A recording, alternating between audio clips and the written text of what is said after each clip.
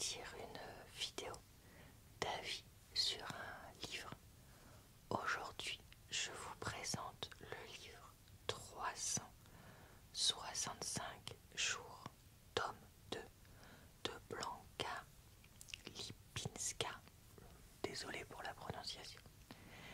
C'est un roman d'amour, comment dire, avec des scènes très intimes dont je vous avais déjà parlé puisqu'il y a quelques semaines, je vous avais présenté le tome 1 dans une précédente vidéo. Je l'ai sur une liseuse qu'une très bonne copine m'a prêtée. Je vais donc vous donner mon avis dessus aujourd'hui. Comme toujours, nous allons commencer par lire le résumé, puis lire un extrait. Alors la dernière fois, pour ce livre, je n'avais pu lire que un tout petit bout d'une page, puisque tout de suite il y avait des scènes olé olé qui arrivaient. Je crois bien que dans le tome 2, je vais peut-être pouvoir lire au moins 2 pages, voire peut-être même 3. Wow. Mais voilà, donc et puis après je vous donnerai mon avis dessus comme d'habitude. Alors vous pourrez retrouver en barre d'informations, commentaires épinglés dans le lien en haut de l'écran, le lien vers ma vidéo sur le tome 1 ainsi que vers d'autres livres que j'ai lus récemment, certains étant des audio livres, donc présentés sans livre papier, mais je fais aussi des vidéos sur des livres papier pour ceux qui aiment le bruit du papier justement. Donc n'hésitez pas à retrouver ça si jamais ça vous intéresse. Tout sera dans mes playlists, il y aura des choses qui seront listées, tout ça, donc voilà. N'hésitez pas à jeter un œil si ça vous tente. On va commencer avec le résumé de ce livre que je vais vous faire en m'enregistrant, puisque avec la tablette, la liseuse, pardon, je n'ai pas accès au dos de la couverture et donc au résumé. Donc, la vie sicilienne de Laura Biel ressemble à un conte de fées. Un mariage grandiose, un mari dévoué, une grossesse, des cadeaux et un luxe tout simplement inimaginable. Tout serait parfait si le danger ne rôdait pas en permanence autour de Laura et de sa meilleure amie, Olga, qui la suit aveuglément. Être l'épouse de l'homme le plus dangereux de Sicile a ses conséquences, et la jeune femme en subira lourdement les effets. Le deuxième volet du best-seller 365 jours n'est pas seulement une belle histoire d'amour, c'est un roman plein de rebondissements surprenants. Le yacht est amarré au port de Fiumicino. Le double de ma femme est toujours à bord. Sa tâche est simple, elle doit juste être là. J'appelle Domenico qui est à Rome. Mets Laura dans la voiture et amène-la moi. Le jeune homme soupire, visiblement soulagé. Dieu merci. Elle commence à être insupportable. J'entends qu'il ferme une porte derrière lui. Je ne sais pas si ça t'intéresse, mais elle demande de tes nouvelles. J'ignore sa réponse. Ne viens pas avec elle. On se retrouve à Venise. Repose-toi d'ici là. Domenico ne lâche pas le morceau. Tu ne veux pas savoir ce qu'elle dit. Ça va m'intéresser, dis-je, l'air indifférent, même si je suis curieux de savoir ce qu'ils ont pu se dire. Tu lui manques. Désolé, on a un chat qui se met à ronronner derrière. Cette affirmation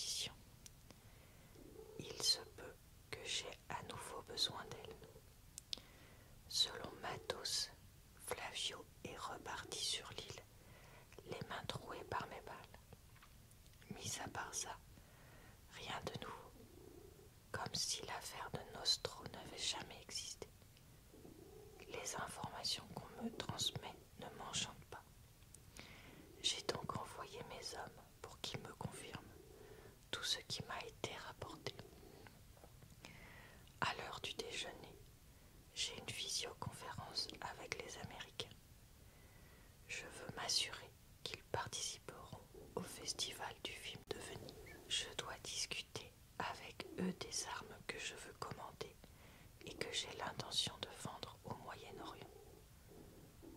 Puis Fabio apparaît. Don Torricelli. Madame Piel est à bord. Levez l'ancre. Je monte sur le pont supérieur. Je regarde autour de moi et découvre ma femme habillée comme une adolescente. Je serre les poings et contracte mes mâchoires. Un mini-short et un tout petit haut ne sont pas une tenue digne de la femme du chef d'une famille sicilienne. Mais qu'est-ce que tu portes? Punaise, tu ressembles à... Je ne termine pas ma phrase, car je vois qu'elle a quasiment vidé une bouteille de champagne. Elle se retourne, se cogne contre moi et s'écroule sur le canapé. Elle est encore bourrée. Je ressemble à ce qui me plaît. Tu n'as rien à voir là-dedans, réplique-t-elle. Tu m'as abandonné sans me laisser un mot. Voilà, je m'arrête là dans ma lecture, vu que pour l'instant, il n'y a rien de compromettant. Alors, pour ce qui est de mon avis, écoutez, je n'ai pas aimé ce livre. Voilà, on va être clair directement. Honnêtement, je ne l'ai même pas terminé. J'en ai lu qu'une centaine de pages. Et en fait, au bout d'un moment, je me suis dit, mais j'ai plus envie de lire ça, quoi. J'ai pas envie de le finir. Donc c'est que vraiment, je vais pas me forcer à lire ce livre. Donc j'arrête. Alors, je reprends un peu pour ceux qui n'auraient pas suivi. Donc, attention, je vais révéler des choses du premier livre si jamais vous aviez envie de le lire. Mais ne regardez pas cette vidéo, pardon. Mais voilà, ça y est, c'est l'amour entre les deux protagonistes. Et à la fin du 1, on apprend donc qu'elle est enceinte. Et elle le révèle donc à Massimo, son mari ou son futur mari. Je me rappelle plus quand est-ce qu'il se marie. Mais bon, bref, vous m'avez compris. Et vraiment, là, dans le 2, non, je crois qu'il se marie dans le 2, mais le mariage en lui-même, mais c'était mais nul. Mais vraiment, mais tu subis les pages. Voilà. Que ce soit quelque chose qui la mette mal à l'aise, ou elle se sente pas bien parce que c'est toute la mafia sicilienne. Bon, à la limite, mais vraiment, mais inintéressant au possible d'avoir fait cette scène. Vraiment, j'ai pas compris. Et après, roulement de tambour, un quiproquo va mener à une séparation. Alors, les séparations, c'est assez commun dans les livres de romance, chose que je trouve d'ailleurs un certain nombre de fois assez peu réaliste. Parce que soi-disant, quand on est fou amoureux ou fou amoureuse, c'est pas sur le moindre petit quiproquo comme là, où on se dit, bon, c'est quand même bizarre, peut-être que je vais laisser une chance à l'autre personne de s'expliquer ou de m'aider à comprendre. Non, non, directement, on part, bille en tête, gna gna gna. Sachant qu'en fait, là, le quiproquo en question, mais il est mais gros, quand je vous dis gros comme une maison, mais vraiment, mais vraiment, mais c'était mais ridicule qu'elle puisse avoir cette idée-là. En même temps, elle n'a pas l'air d'avoir inventé l'eau chaude, vous me direz, mais quand même. Et donc, qu'elle parte en furie,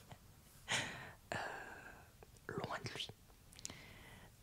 La période loin de lui est un moment qui m'a finalement assez plu dans le livre. Parce qu'on n'avait pas tout le temps des scènes, comment ils disent déjà les... Ah oui, épicées, comme disent les Américains. Tout le temps, si vous voyez ce que je veux dire. Donc voilà, c'était presque reposant.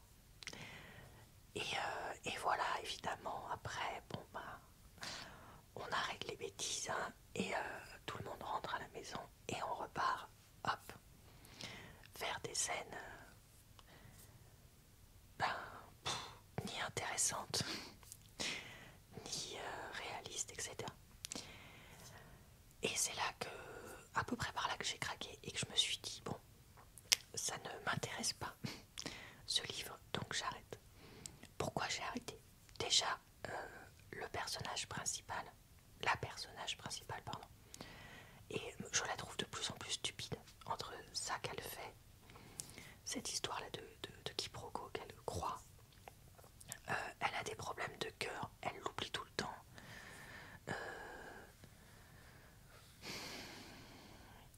Vraiment, enfin, elle est censée être intelligente, être capable de faire des choses, être indépendante, mais en fait, non, pas du tout. Donc voilà, elle me paraît pas du tout réaliste. Le personnage de Massimo, lui, bon, dans son style, est un peu plus réaliste. Mais en fait, c'est pas du tout le genre de personnage masculin qui me plaît ou qui m'intéresse. J'ai découvert que c'était classé dans de la dark romance, c'est-à-dire les romances sombres, avec des personnages un peu malsains, etc. Voilà, je vous avais évoqué le fait qu'il y avait parfois des claques qui étaient échangées, notamment au lit. Enfin, non, pardon, surtout au lit, qui me gênait beaucoup dans le 1. Et là, dans le 2, je crois bien que ça continue. Donc c'est pareil, moi, c'est quelque chose que je ne supporte pas. Le personnage de la meilleure amie m'insupporte également. Donc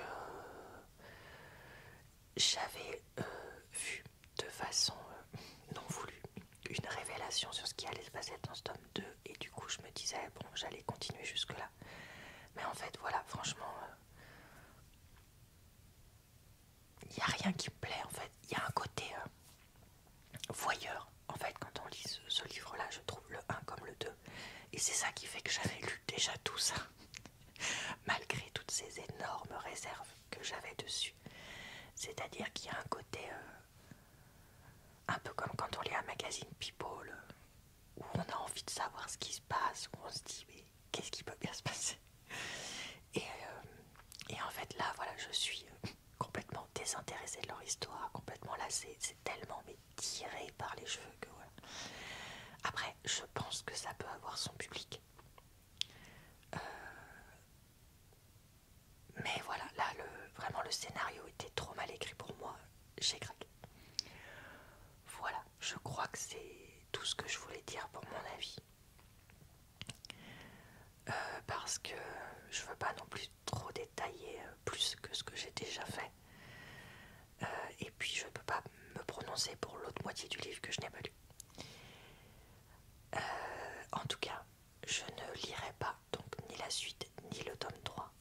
Non, je ne suis pas intéressée par les films qui apparemment en ont été faits sur Netflix, puisque, comme je disais, je me suis renseignée sur l'univers 365 jours.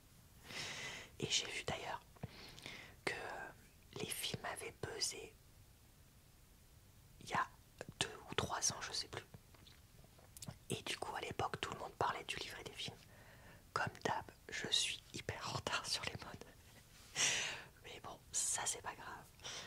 Mais ouais. Donc non, je ne regarderai pas les films. Et je ne lirai pas les suites. Si vous pensez que vous connaissez quelqu'un qui aime les livres comme ça, dark romance avec beaucoup de scènes olé olé, très très très crues, n'hésitez pas à l'offrir à cette personne-là ou à vous-même le lire. Mais voilà, ce n'est pas pour moi. Après, l'avantage d'avoir essayé un livre et demi, c'est que du coup, je sais que la dark romance, c'est pas mon truc. Et que je vais éviter les livres classés dans cette catégorie. Au moins, j'aurais appris quelque chose. Vous voyez, toute expérience est bonne à prendre. Enfin, pour ce genre de choses-là, évidemment, je vais pas... Quand je dis ça, pardon, je ne pense pas aux expériences horribles de la vie qu'on pourrait avoir. Pardon, je parlais pour des livres ou des films. Restons un peu légers. Bref, je sens que je vais commencer à dire des bêtises, donc je m'arrête là. Je vous retrouve très bientôt pour de nouvelles lectures de livres ou booktube sur des livres. Je vous souhaite donc une bonne soirée. une bonne nuit ou une bonne journée. Et je vous dis à très bientôt dans une prochaine vidéo.